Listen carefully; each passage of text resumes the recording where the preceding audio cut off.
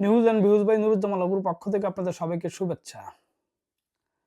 সারা দেশ এখন বিএনপির ভারপ্রাপ্ত চেয়ারপারসন তারেক রহমান দেশে এসেছেন, সেইটা নিয়ে সবার নজর সেদিকে। আবার আরেকদিকে শাহবাগে ইনকিলাব মঞ্চ আন্দোলন করছে হাদির বিচারের দাবিতে, সেই দিকে ফোকাস। কিন্তু এর আড়ালে ভয়াবহ একটি ঘটনা ঘটে গেছে। সেদিকে না মানুষজনের দৃষ্টি আছে, না মিডিয়ার দৃষ্টি আছে। খুবই সামান্য কিছু মিডিয়াতে খবর দেখছিলাম যে ঢাকার অদূরেই কেরানীগঞ্জের হাসনাবাদে একটা মাদ্রাসায় গতকাল শুক্রবার দুপুরের দিকে সেখানে একটা ভয়ঙ্কর বিস্ফোরণের ঘটনা ঘটেছে। এমন ঘটনা যে একতলা ভবনের চারপাশের দেয়াল প্রায় উড়ে গিয়েছে এবং ছাদও ভাঙচুর হয়ে ভেঙে চুরে নিচে পড়ার মতো অবস্থা। দেখেই বোঝা যাচ্ছে যে একটা শক্তিশালী বিস্ফোরণ সেখানে হয়েছে। সেই ঘটনার পরেও ২-৩ জন শিশু ইনজুর্ড হয়েছিল, তাদেরকে হাসপাতালে নেওয়া হয়েছে, কিন্তু সেই ঘটনাটা মিডিয়াতে ফোকাসড হয়নি, একেবারেই না। সেইখান থেকে আইন শৃঙ্খলা বাহিনীর সদস্যরা বিস্ফোরক, হাইড্রোজেন পারক্সাইড সহ ডেটোনেটর, সার্কিট, যে বোমা তৈরির জন্য যে ভেতরে ছোট ছোট মার্বেল ব্যবহার করা হয়, সেই মার্বেল, তার কাটা, নানান কিছু উদ্ধার করেছে। তো উদ্ধারের পরে সেইটা আস্তে আস্তে বেরিয়েছে যে এইখানে আলামিন নামে একজন সদস্য, আলামিন নামে একজন ব্যক্তি, যিনি এই মাদ্রাসাটি পরিচালনা করতেন, তার ওয়াইফের বড় ভাই মুফতি হারুন নামে একজন, তিনি এই মাদ্রাসাটা ভাড়া নিয়েছিলেন এবং আলামিনকে পরিচালনার দায়িত্ব দিয়েছিলেন। আলামিন এবং তার স্ত্রী আসিয়া, তারা দুজনে মিলে এই মাদ্রাসাটি পরিচালনা করতেন। তো এই মাদ্রাসার ভেতরে ভয়ঙ্কর রকমের একটা জঙ্গি আস্তানা গড়ে তুলেছিলেন আলামিন শেখ। আলামিন শেখ, তার নাম আলামিন শেখ রাজীব, বাড়ি বাগেরহাটের মোল্লার হাটে। এই আলামিন শেখকে জেএমবির সাথে সে সম্পৃক্ত। সে ২০১৭ সালে নারায়ণগঞ্জ থেকে র্যাবের হাতে একবার গ্রেপ্তার হয়েছিল, তারপরে কারাগার থেকে জামিনে বেরিয়ে আসার পর ২০২০ সালে তাকে আরেকবার গ্রেপ্তার করা হয়েছিল। তারপরে এখন তো ২০২৪ সালের ৫ আগস্টের পরে আপনারা সকলেই জানেন যে সকল জঙ্গি বিভিন্ন সময় যাদেরকে গ্রেপ্তার করে কারাগারে রাখা হয়েছিল, প্রায় সকলেই জামিনে বেরিয়ে এসেছে। তো ২০২৪-এর ৫ আগস্টের পর এই যে কথিত অভ্যুত্থান, সেই অভ্যুত্থানের পর একটা গোষ্ঠী বলার চেষ্টা করছে যে দেশে কোনো জঙ্গি নাই। আগে যেসব ঘটনা ঘটেছে প্রায় সকলই নাটক ছিল এবং জঙ্গিবাদ বিরোধী প্রতিরোধে যেসব বিশেষায়িত ইউনিট, সেই ইউনিটগুলোকে জঙ্গি নজরদারি করা বা এই উগ্রবাদীদের ধরা, এইসব কাজ থেকে বিরত রাখার জন্য খোদ আইন শৃঙ্খলা বাহিনীর ঊর্ধ্বতন কর্মকর্তারা নির্দেশ দিয়েছে। আমার কাছে একাধিক কর্মকর্তা বলেছেন, স্বীকার করেছেন যে তাদেরকে বলা হয়েছে যে তোমরা কি করো, জঙ্গি ফঙ্গি এগুলো কোনো কিছু নেই, এগুলো সব মিথ্যা, এগুলো আওয়ামী লীগের বয়ান, এইসব কোনো কিছু করতে হবে না, তোমরা চোর বাটপার বা এই যে ছিচকে সন্ত্রাসী বা রেগুলার যে পেটি ক্রাইম, সেই সব দিকে খেয়াল করো আর কি। কিন্তু আর বিভিন্ন সময় যেই গোষ্ঠীটা এটা প্রচারণা করত যে দেশে জঙ্গি নাই, জঙ্গির ঘটনা সব নাটক, তারা মোটামুটি সোসাইটিতে একটা এস্টাবলিশ করে ফেলার উপক্রম করেছে এবং সাথে দৈনিক আমার দেশ, মাহমুদুর রহমানের আমার দেশ, জঙ্গি নাটক, এই প্রোপাগান্ডা, এই মিথ্যে বয়ান তারা লিখে লিখে একেবারে প্রায় এস্টাবলিশ করে ফেলেছে। কিন্তু দেখেন, এই যে হাসনাবাদ, ঢাকার উপকণ্ঠ, এই হাসনাবাদে যেই বিস্ফোরক পাওয়া গেছে হাইড্রোজেন পারক্সাইড, এর সাথে আর কিছু এসিটন সহ আরও কিছু, আমি নাম বলছি না সঙ্গত কারণে, আর কিছু উপাদান মিশিয়ে টিএটিপি জঙ্গিরা সারা পৃথিবীতে সবচেয়ে যে ভয়ঙ্কর বিস্ফোরকটা ব্যবহার করে তাদের নানা রকম অ্যাটাকের জন্য, সেই টিএটিপি বানানো যায়। ধারণা করা হচ্ছে যে এইখানে সেই টিএটিপি বানানো হচ্ছিল এবং টিএটিপির যে উপাদান, সেই উপাদান দিয়ে সাধারণত বিস্ফোরক ভেল্ট এগুলো বানানো হয়। বিস্ফোরক ভেল্ট কি কাজে ব্যবহৃত হয় আপনারা জানেন যে বিশেষ করে গোটা দুনিয়াতেই সুইসাইডাল ভেস্ট এই হিসাবে এইটা ব্যবহার হয়। যারা জঙ্গিবাদে সম্পৃক্ত এবং যারা নিজের জীবন মানে কথিত, তাদের ভাষায় কথিত শহীদ হওয়ার জন্য যারা নিজেকে উৎসর্গ করে, ফিদায়ী গ্রুপ বলে এদেরকে। তো এই সুইসাইডাল ভেস্ট দিয়ে তারা তাদের টার্গেটকৃত জায়গায় মানে আক্রমণ করে বা নিজেকেও উৎসর্গ করে সেইখানে ক্ষতি সাধন করে। তো সেইরকম একটা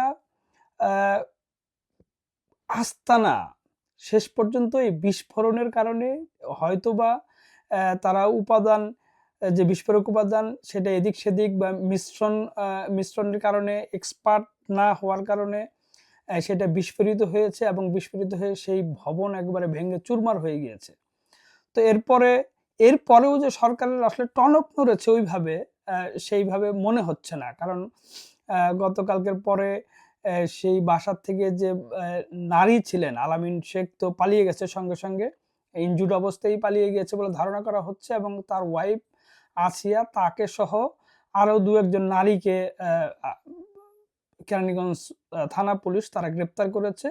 কিন্তু মিডিয়াতে এইটা একেবারেই গতকাল থেকে একটা দুইটা মিডিয়াতে মাত্র খবর এসেছিল। মিডিয়াও আসলে এমন একটা ভাব করছিল যে আসলে তেমন কিছুই ঘটেনি, এত বড় একটা বিস্ফোরণের ঘটনা, কিন্তু তারা সেটাকে গুরুত্ব দেয়নি। তারা দৌড়াচ্ছিল আসলে ওই যে আগেই যেটা বললাম যে তারেক রহমান এবং ইনকিলাব মঞ্চ সহ অন্যান্য। আর একই সঙ্গে আরেকটা বিষয়ও আছে যে মাদ্রাসায় যেহেতু বিস্ফোরণ, এখন যদি মাদ্রাসার কথা লেখা হয় তাহলে আবার কোন তৌহিদি জনতার গ্রুপ এসে পত্রিকা অফিসে বা গণমাধ্যম অফিসে আক্রমণ করে বসে কিনা। কিন্তু শেষ পর্যন্ত পুলিশ এটা যেহেতু এত উপাদান এবং একটা ভয়ঙ্কর ঘটনা, এত বিস্ফোরক সেখান থেকে উদ্ধার করা হয়েছে, পুলিশ আসলে ধামাচাপা দিয়ে রাখবে সেটারও কোনো সেটা করেনি। আজকে ঢাকার জেলা পুলিশ সেটা নিয়ে একটা প্রেস কনফারেন্স করেছে। তাদের যে প্রেস লিস্টটা আমি হাতে পেলাম সেইটাতেও এক ধরনের এই এত বড় ঘটনা সেটাও একটু লুকাছাপা করার একটা প্রবণতা রয়েছে। আপনাদের একটু পড়ে শোনাই সেই প্রেস লিস্টটাতে কি বলা হয়েছে। প্রেস রিলিজে পুলিশের পক্ষ থেকে বলা হচ্ছে যে আলামিন শেখের বিরুদ্ধে ঢাকা এবং তার এর আশেপাশে প্রায় 7টা মামলা রয়েছে। তার ওয়াইফ আসিয়াকে আটক করে জিজ্ঞাসাবাদ করেছে। আসিয়ার যে ভাই, সে ভাইয়ের ওয়াইফকে আটক করা হয়েছে, এবং আসমা নামে আরেকজন নারীকেও অ্যারেস্ট করা হয়েছে বাসাবোধ থেকে। তার বিরুদ্ধে মামলা রয়েছে। কিন্তু প্রেস লিস্টটাতে কোথাও এইটা যে জঙ্গি আস্তানা এবং এরা যে কোন সংগঠনের সাথে জড়িত তাদেরকে সন্ত্রাসী হিসেবে আখ্যায়িত করা হয়েছে। তার মানে বোঝা যাচ্ছে যে স্পষ্টভাবেই যে এই যে একটা গোষ্ঠীর চাপের কারণে পুলিশও তারা যে উগ্রবাদী একটা সংগঠনের জড়িত, একটা সংগঠনের সাথে সম্পৃক্ত, সেই তথ্যটাও এড়িয়ে নর্মাল সন্ত্রাসী হিসেবে তাদেরকে আখ্যায়িত করছে। এই যে এড়িয়ে যাওয়ার প্রবণতা, এইটা আসলে আখেরে খুব ভালো ফল বয়ে আনবে বলে মনে হয় না। এটা 2003-4-5 সালের সময় এরকম ঘটনা দেখা গিয়েছিল যে জঙ্গি বাদ বা উগ্রপন্থীরা যেইভাবে সারা দেশে আক্রমণ করে বেড়াচ্ছিল, তখনও এটা মিডিয়ার সৃষ্টি বলে ইগনোর করা হয়েছিল। পরে আপনারা জানেন যে 2004 সালের 21 আগস্ট, 2005 সালের 63 জেলায় একযোগে বোমা বিস্ফোরণ সহ অসংখ্য ঘটনা ঘটেছে। তো ঠিক এই 2024-এর পর 5 আগস্টের পর আবারও সেই একই ধরনের প্রবণতা দেখা যাচ্ছে।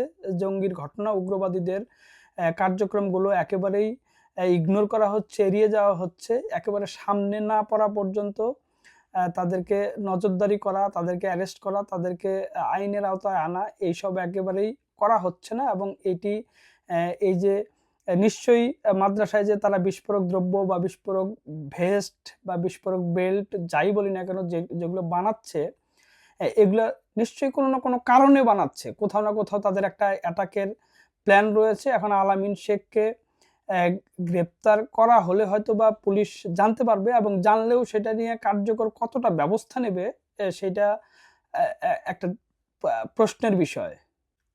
এর আগে 2017 সালে ঝিনাইদহের একটা জায়গা থেকে প্রায় এরকম 14 ড্রাম এই হাইড্রোজেন পারঅক্সাইড উদ্ধার করেছিল আইন শৃঙ্খলা বাহিনী। তখনও সেগুলো তাদের ওই সময় যাদের গ্রেপ্তার করা হয়েছিল তারা বলেছিল যে জেএমবির শীর্ষ নেতাদের নির্দেশে তারা এগুলো সংগ্রহ করেছিলেন। আগে একটা সময় আসলে এই যে বিস্ফোরক তৈরির উপাদান ডেটোনেটর সহ এই অন্যান্য তরল যে রাসায়নিক উপাদানগুলো সেগুলো আসলে পার্শ্ববর্তী দেশ থেকে আনা হতো, কিন্তু মাঝখানে আইন শৃঙ্খলা বাহিনী কড়াকড়ি বা এই সীমান্তে কড়া নজরদারির কারণে পাশের দেশের পরিবর্তে এগুলো বাংলাদেশের যে মার্কেট রয়েছে কেমিক্যাল মার্কেট, সেই কেমিক্যাল মার্কেট থেকে মিথ্যে পরিচয় দিয়ে তারা সংগ্রহ করে।